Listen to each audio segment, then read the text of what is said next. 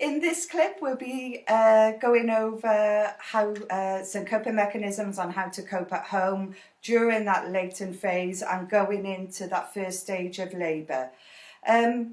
Importance of staying at home for as long as you can is you've got plenty of things to keep you occupied in the house. You've got your home comforts, you've got your showers, your baths, things like that. You've got your own food, you've got your own toilet facilities, things like that. One of the coping mechanisms, some of the coping mechanisms which we know are going to help, aren't they? Yeah. You know, just you're more relaxed at home, even though you might think coming to hospital is going to be a good thing. We know a lot of the time it's better for you to stay at home with all, like Ray said, all your own things around you. So pottering around the house, mundane things, isn't it? Just a bit of tidying up, having light snacks, things like that. It's doing a lot of what we're doing now in self-isolation, watching TV, DVDs, Netflix, go on to a new series, ask your friends for new things that you can watch, and when you're binge watching stuff, then that can take your mind off what's happening. Going for a walk, again, following government requirements, it is just going out when it's necessary, exercising for an hour a day. There's some good clips on the Facebook page, isn't there now? There's the yoga, there's some exercise on there, and there's loads online that you can access just to keep yourself active at home and not just sitting on that sofa, because your baby and you will find that very uncomfortable if your hours spent just sat on the sofa. Warm baths, cannot emphasise how good a warm Lovely. bath or even a shower is. Sitting in the shower with the shower running on you, in the bath, make sure it's nice and warm, not too hot so you look like a lobster when you come out, but just nice and covering all of your bumps. So getting down into the bath, covering that whole bump, because heat is really good. Heat, warm water is really good for when you're in that latent phase. And your birthing partner can be learning a whole load of new tricks at this phase. They can be pouring water onto your belly while you're lying in the shower. If you've got a shower attachment over the bath, having the shower spray on top of your uterus, on top of your tummy here, is actually very soothing. Or if you're in the shower, if you've got one of those really fancy two-angled showers, you know, with the one from the top and one here, having the shower spray on your lower back here is really very nice. So it's just good to have your partner involved at this stage, just to do nice things really, and just to help you cope. And we'll do a bit of more relaxation in a bit, won't we? But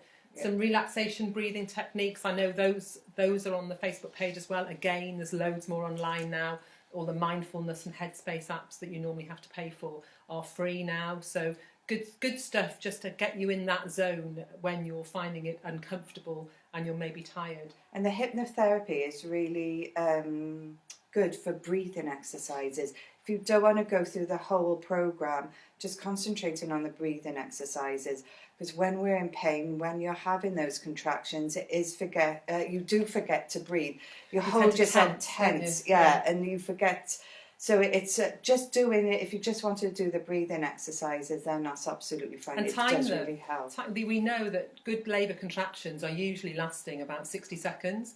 And you're going to have, when labour is proper up and running, they're going to be about 2 minutes apart. So to get yourself used to what it's like to do slow, steady breathing for a full 60 seconds, it actually seems like a lifetime. But how to visualise and imagine yourself somewhere else while you're doing that slow, steady breathing. And both of you do it, because I'm sure as a birth partner you're going to be pretty anxious as well, and you'll want your partner to be relaxed, and so because you know that's going to help them as well.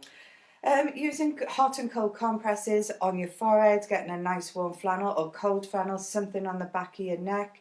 If you've got one of those wheat packs that you can chuck in the microwave and warm up, they're brilliant because they will mould to where you need it to go. It's not so static as a hot water bottle. So if you've got one of those, brilliant, use that. Again, not too hot, okay? Because you might have numb bits on your belly that you aren't aware that it's too hot, so you don't burn yourself. Using paracetamol, we really don't. We really know that paracetamol works very well in the latent phase and the beginning of that first stage of labour, making sure you don't take more than 8 in 24 hours. But it might just take the edge off, it might make you more comfortable. Yeah. If it's the middle of the night and you can take a couple of paracetamol and sleep, then sleep. People think, oh, I can't lie down, I can't sleep because that will stop the labour. Believe me, it will not stop labour. It might just get you a couple of hours in the bag, because if you're in your latent phase last night, you might be up all tonight in proper labour. So you know it's very hard to not have any fuel on board from a sleep point of view. And our camera's gone again. A TENS machine is really good. You can hire those from chemists, and they give you clean pads to pop on.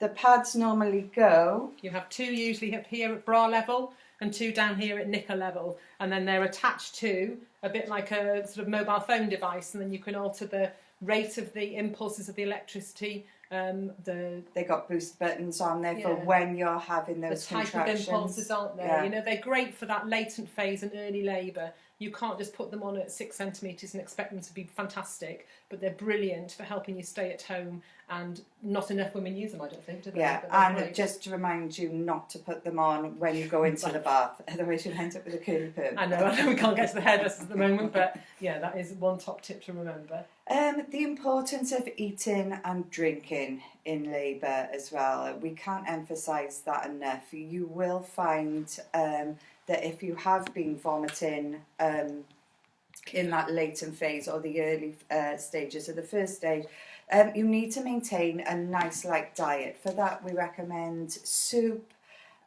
just having toast with perhaps a bit of jam on for that to boost your sugar levels. Now and again, just having a jelly baby, they're really good, but not eating a bag full at a time, obviously.